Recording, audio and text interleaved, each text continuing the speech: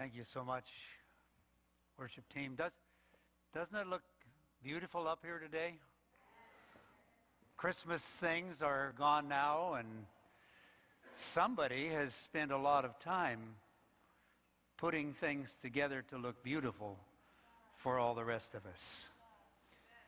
When I walked in this morning, I looked up front. I looked at all the seats, still mostly empty when I arrived. And I thought to myself, someone has come in here and very carefully arranged all of the seats in perfect order with a gentle arc going around to each side. And as I walked down, I just thought to myself, how much effort goes into providing for the rest of us a beautiful place to come and to worship God. And I think we do not recognize or thank or appreciate enough all the people. Steve, the music group this morning and the work that you've done there, putting all of that together, just what a great blessing it is for all of us to be able to come into the presence of God in a place so beautifully put together. And even our head usher this morning, Brother Dennis, still helping people find a place to sit. Do we thank people like this often enough for what we have when we come to worship? And maybe this morning you can find some of the people and say something to them, but let's just say something to them all together.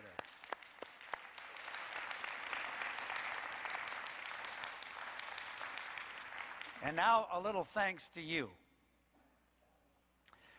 And I'm going to ask Sam Rodriguez to come and join me, because we're going to do just a little bit of looking back and a little bit of looking forward. And Sam is one of those who helps us in ways that we may not even recognize or appreciate. Sam and Eddie Cialo do the finances for us, chairman of our finance committee. And I was looking in the bulletin this morning, Sam, something I already knew, but was amazed at again, that the faithfulness of this congregation has presented to the Lord almost $1 million in tithe during the last year. That's pretty phenomenal. And many may not realize that we are a world church, and our tithe goes to fund a world church, and our pastoral staff here and people around the world.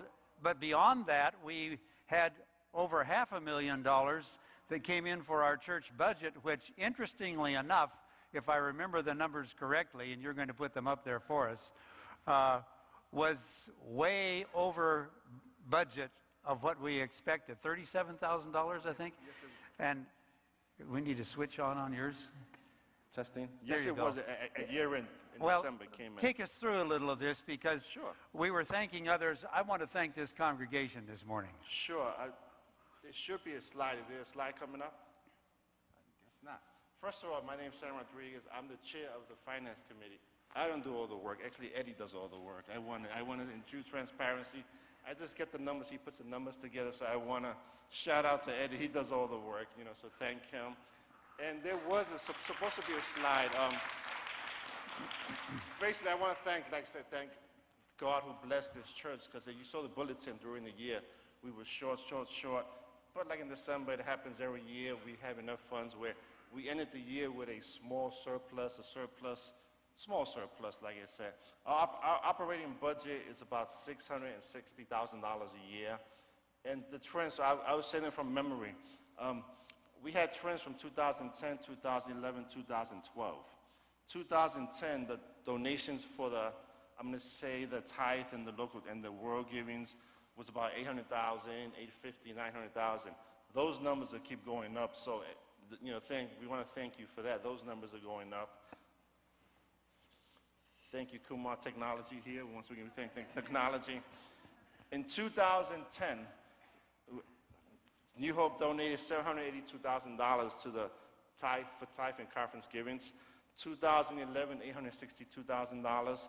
2012, $938,000. So that's an increase of 10% from 2010 to 2011, increase of 9% from 2011 to 2012. That's yay God, but as Pastor Patterson said, those monies don't stay here. That There's money the slide now. There it goes, thank you. That money basically goes to support the church, and those of you who have ministers know, you have the local conference, the union, the conference, so it supports the whole church. I want to concentrate on the combined third line down budget and mortgage. Unfortunately, those numbers are trending down, as you can see there. In 2010, $665,000. 2011, $662,000. 2012, $610,000. So those monies are trending down. What does that pay for? It pays for the nice heat we're having today, pays for the beautiful praise, pays for the nice Christmas shows we have here, pays for the Easter shows we have here. It's going to pay for children's ministries. So those funds are going down. In other church offering, that's special offerings. Special offerings, that's year-end offerings. That's one-time events like 2010. I think there was renovation funds. So we want to concentrate more on 2000 on the combined budget and mortgage amount, 665, 610. Those numbers are trending down, and as you say, okay, just a quick thing, if those who are listening, which of those monies pays for the children's offering? Okay, thank you very much. As I said, so I want to concentrate on church budget more where, for this year, we want to challenge the church. I understand this year that everyone who receives a paycheck, the FICA tax went up to the right amount, 6.2%. So everyone who basically receives a paycheck is going to receive $1,000 to $2,000 less money this year than we received last year. So I'm going to quote the Bible, Malachi 3:10. I'm going to paraphrase it. One of the things where it says, test God. Not Sam Rodriguez saying test God, not the pastor saying test God. God saying test God. And he will what? Open the floodgates. Not the dew, not the rain, not showers, not thunderstorms, the floodgates of heaven.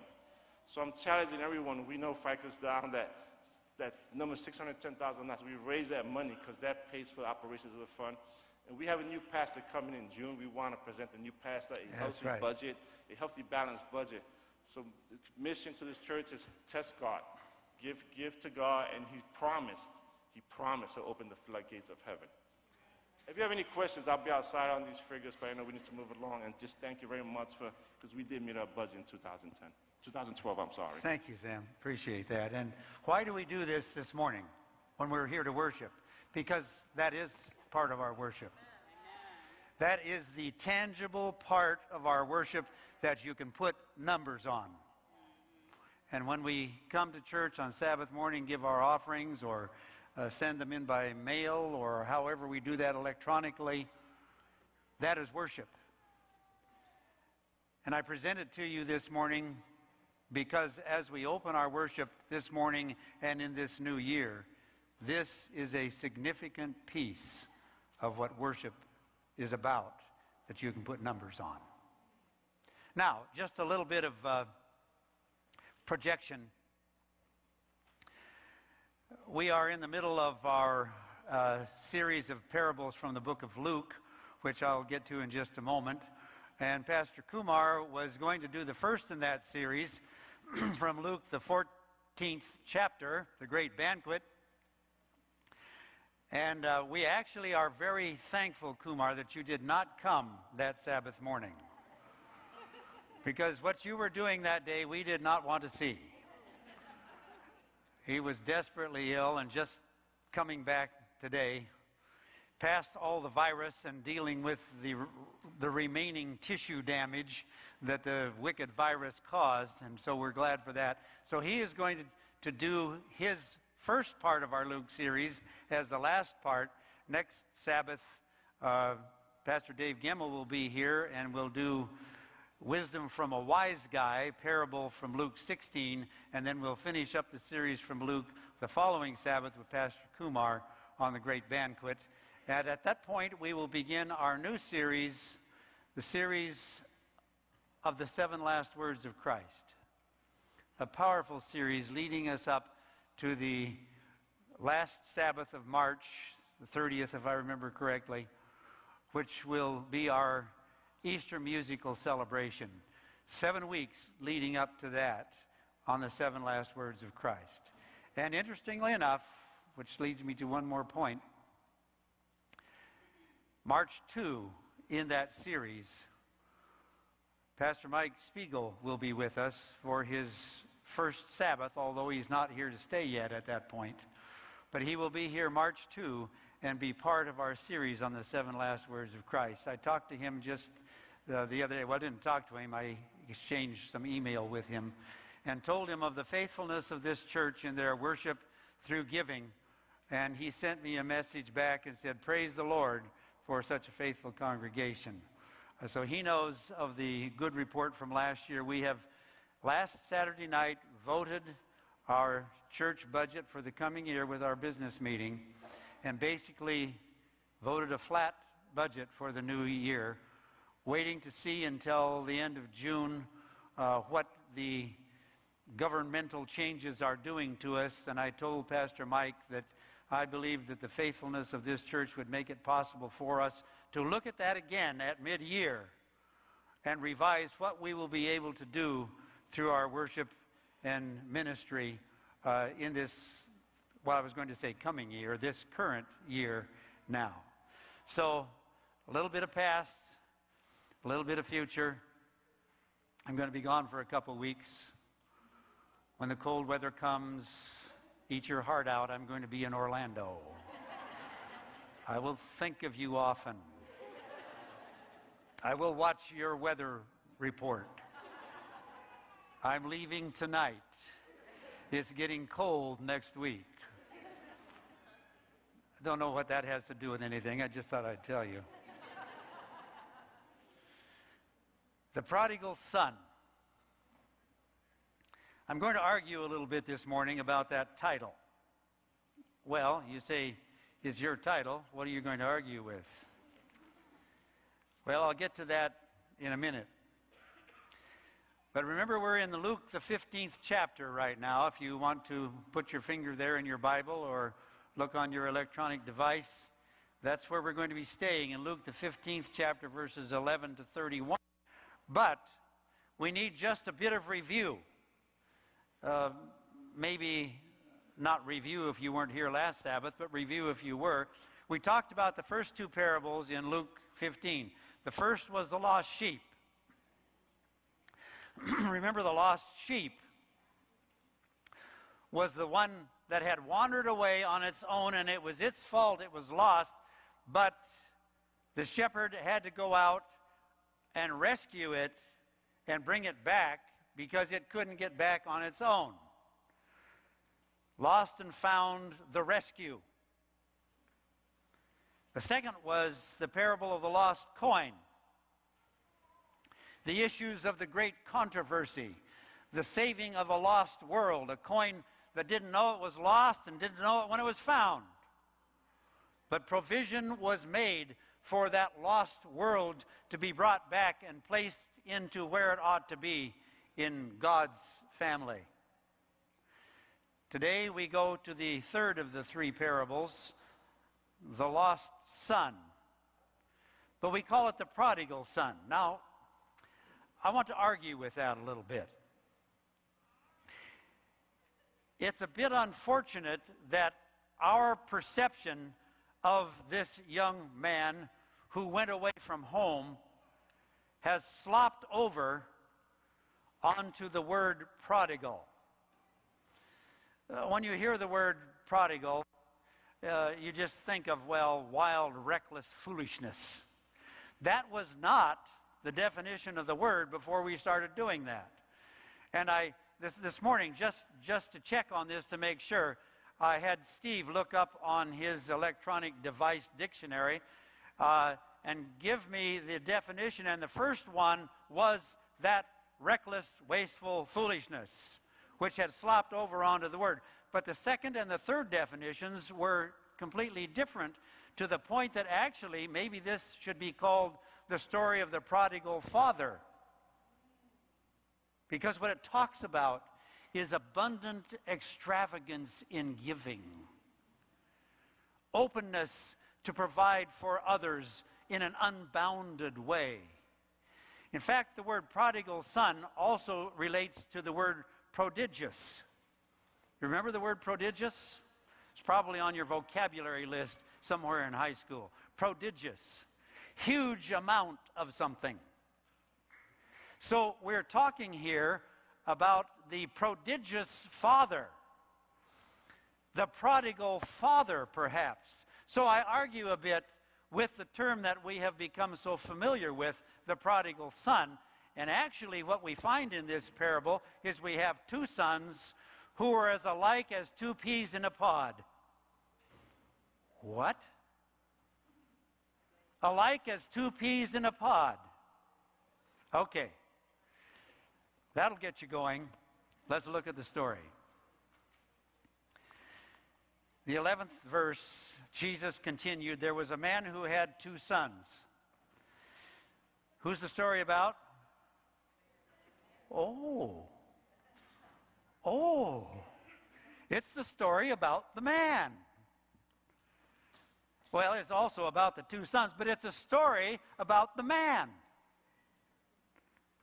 There was a man who had two sons. The younger one said to his father, Father, give me my share of the estate. So he divided his property between them. What did he have left when he got done with that? Come on. What did he have left if he divided his property between his two sons? Nothing. Well, apparently he had a house on the place and continued to live there, as we'll see later on in the story. But he divided it up and he gave it to his kids. And he then was living by their grace and kindness and wisdom, which is pretty scary with these two kids. Divided his property between them. Now the custom was that the oldest son got 2 shares of the property, and the younger ones from there on down got 1 share. Well, he seems to have had only 2, but if you had 10, well, let's go with 9. That'll be easier. If you had 9 kids, you would divide your property into tenths, and 2/10 would go to the first one, and 1/10 would go to all the rest. So if you have 2 sons, what do? You divide your property into thirds. And 2/3 goes to the oldest one, and 1/3 goes to the younger one. Okay, got the picture. Once again, what did Dad have left? Nothing. Not long after that, I don't know how long that was, a few days, a few weeks, a few months, I don't know. Not long after that, the younger son gathered together all he had. Well, apparently, a lot of what he had was property. How do you gather property together? Well, I guess you sell it. Turn it into some kind of movable, carryable assets. Coins, cash, jewelry, fine apparel, I don't know, gold, yes. He somehow turned his property into a carryable asset. Okay, what happens to the ranch back home? 1/3 of it is gone. The older son still has 2/3, and apparently Dad still had his house there. And it appears that the older son, which we'll see in a minute, must have lived somewhere else on the ranch, which was pretty good size. Okay, let's go on. After he had, verse 13. Not long after that, the younger son gathered together all he had and set off for a distant country. Distant country. Well, first of all, we don't know where they lived in the first place. I'm assuming they lived somewhere in Jerusalem area, somewhere in the fields around there in Judea. That seems a safe assumption. That's the people he's talking to. So somewhere they lived around there on this pretty good size spread. And it says he went off to a distant country. Now, I have wondered where the distant country was. Egypt? Maybe. But Egypt is kind of the next door country to the south and the west, so that doesn't seem to fit. Samaria, well, that's kind of the north country and a little bit to the east. That doesn't seem, southwest, northeast neighbors. This says a distant country. What? Somewhere, did he go by ship? I don't know. Somewhere out on the Mediterranean, Asia Minor, Mesopotamia. Did he go as far away as Rome and Italy? I don't know. It says a distant country, seemingly to be farther away than Egypt or Samaria. Went to a distant country,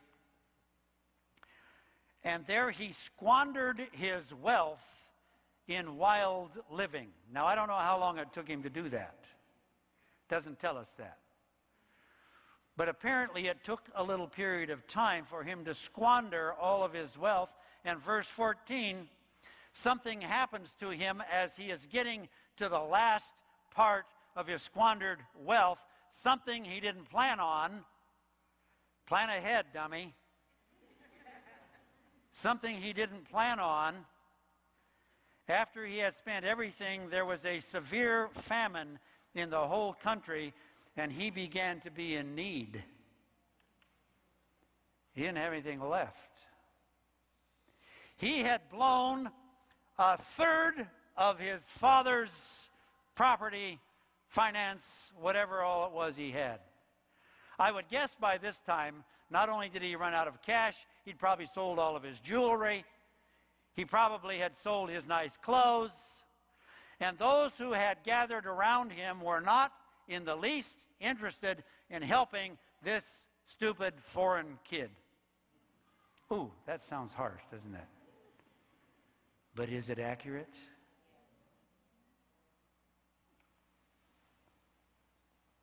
After he had spent everything, there was a severe famine in the whole country, and he began to be in need. So he went and hired himself out to a citizen of that country. Ooh, things are going downhill fast. First of all, he does not want or know how to work for anybody. Never learned that. Second, it was an incredible insult for a Jewish young man in that era to be hired out to a foreigner, a Gentile, to work for them. Terrible insult and humiliation. But let's go a little further. This is a young Jewish boy. Listen to what he is employed to do. Who sent him to his field to feed pigs. Wow. That's right. Wow. That's just about as low as you can fall for a rich Jewish young boy in that day. But it gets worse. Before I read you verse 16, I'm going to give you Patterson's modern-day revised translation of the text. Let me read it. Verse 15, so he went and hired himself out to a citizen of that country who sent him to his field to feed pigs. And he wished he was as lucky as a pig. Is that what it says? Well, not exactly in those words, but that's what it says. He longed to fill his stomach with the pods that the pigs were eating. He wished he was as lucky as a pig. He wished he could eat and digest pig slop. That's what it says. And no one gave him anything.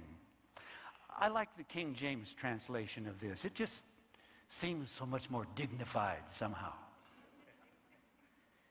It says, he fain would have filled his belly with the pods that the swine did eat. Doesn't that sound better? Oh, King James is such flowing lyrical language. We're talking about eating pig slop, people. It's not beautiful. And no one gave him anything.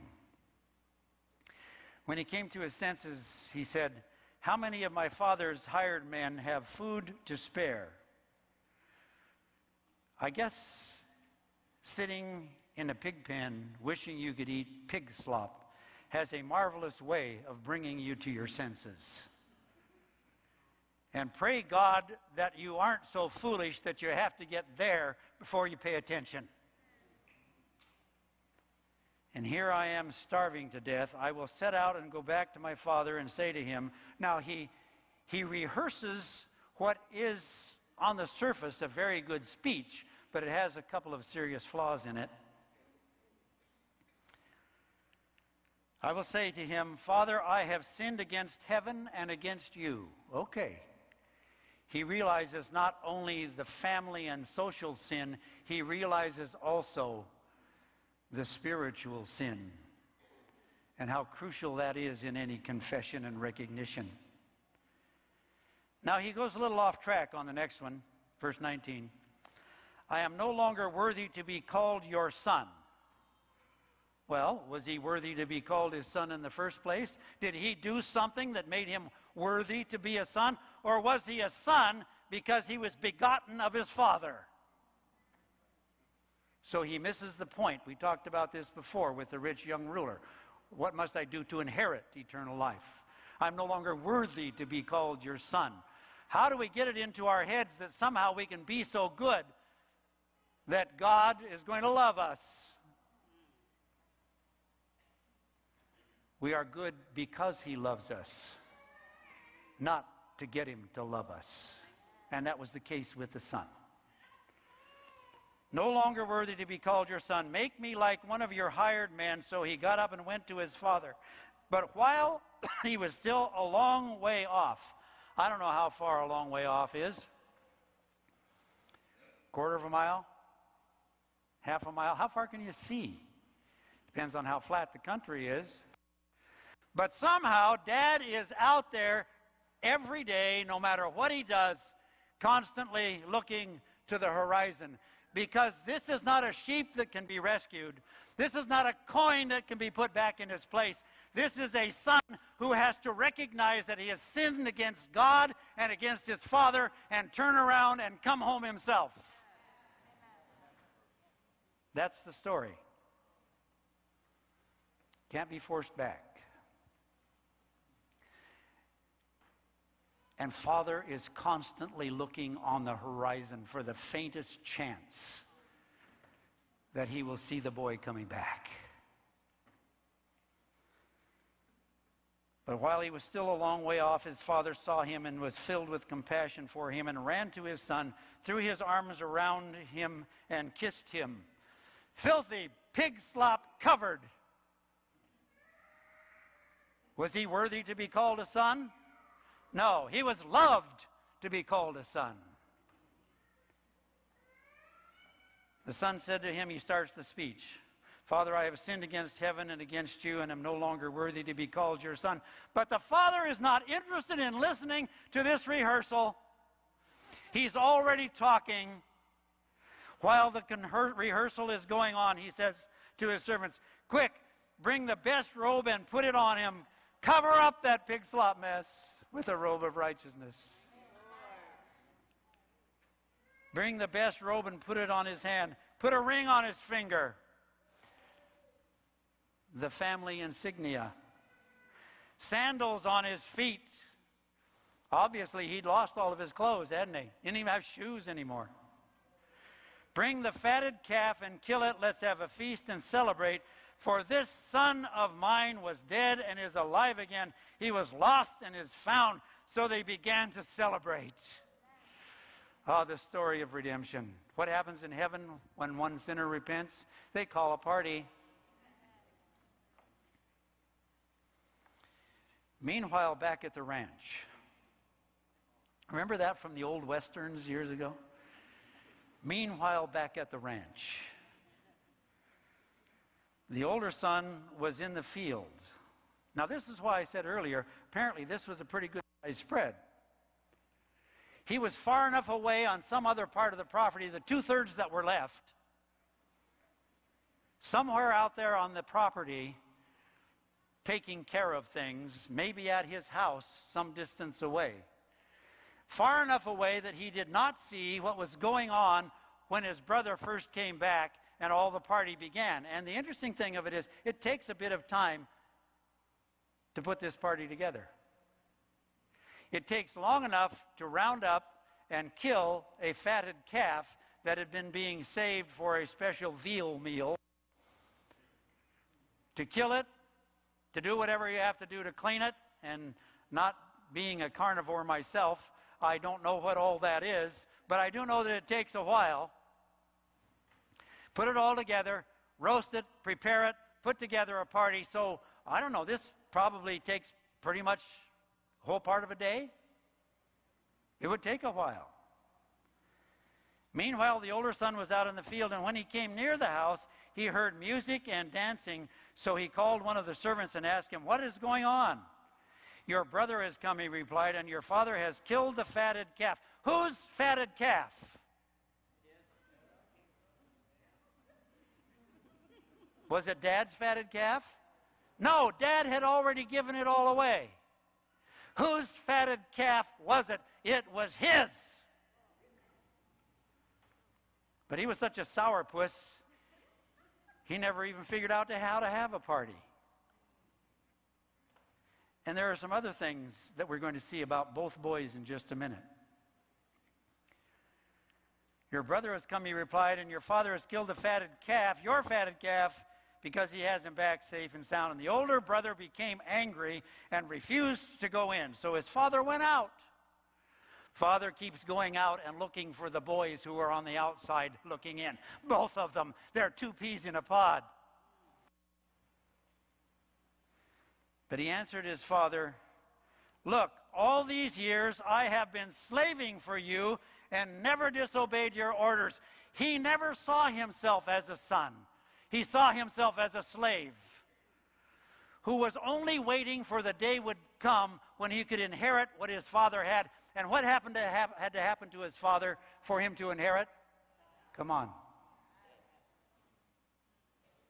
So he's impatiently waiting for the day that his father dies so he can kill the fatted calf and have a party. These were sick boys.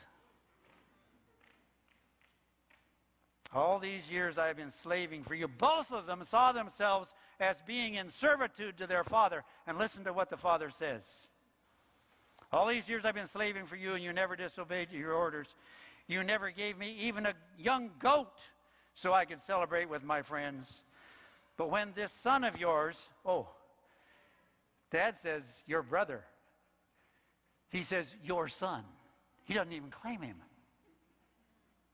"When this son of yours, who squandered your property with prostitutes, comes home, you kill the fatted calf for him." My fatted calf. "My son," the father said,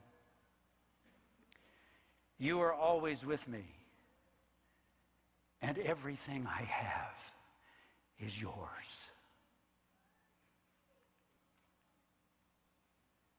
But we had to celebrate and be glad, because this brother of yours was dead and is alive again. He was lost and is found." But sadly, the story ends there. Did you ever wonder what happened after that? Why did Jesus end the story there? Why didn't he tell us what happened after that? I think because he wanted you to write the end of the story. So, let's do that, Steve. Let's write the end of the story here today. I don't know who to pick on, but here's a fine young man. Tell me what happened at the end of that story. Everybody partied and got together. Everybody partied and get together. I like that. Everybody partied and got together. Pretty happy sounding, isn't it? Everybody partied and got together. Write the end of the story for me.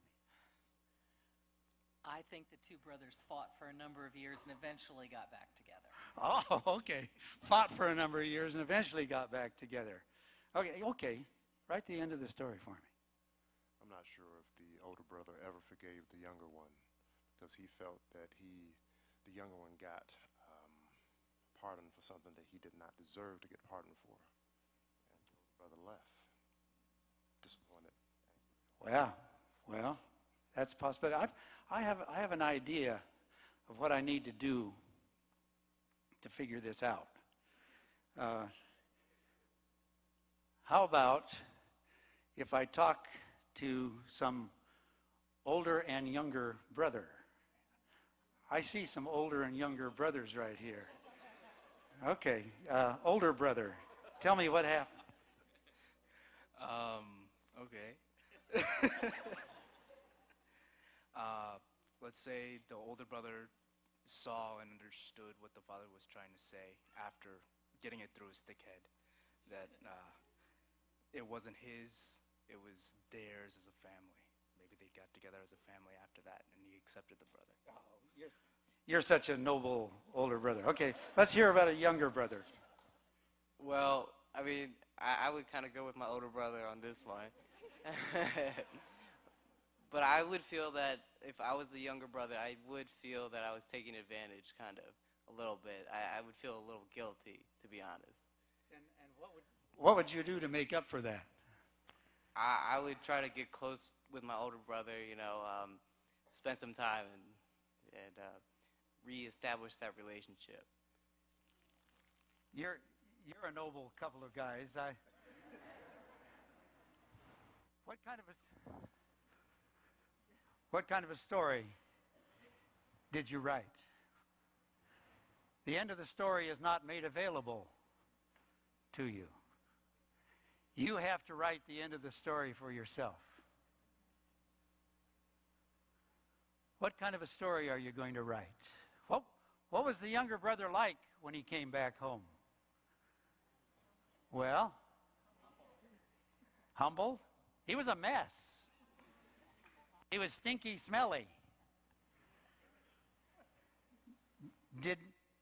Was he sick? I mean, did he have beriberi from not being able to eat? I don't know what beriberi is, but something you get from not eating. Rickets, is that something? I don't know. What do you get? Did he have communicable social?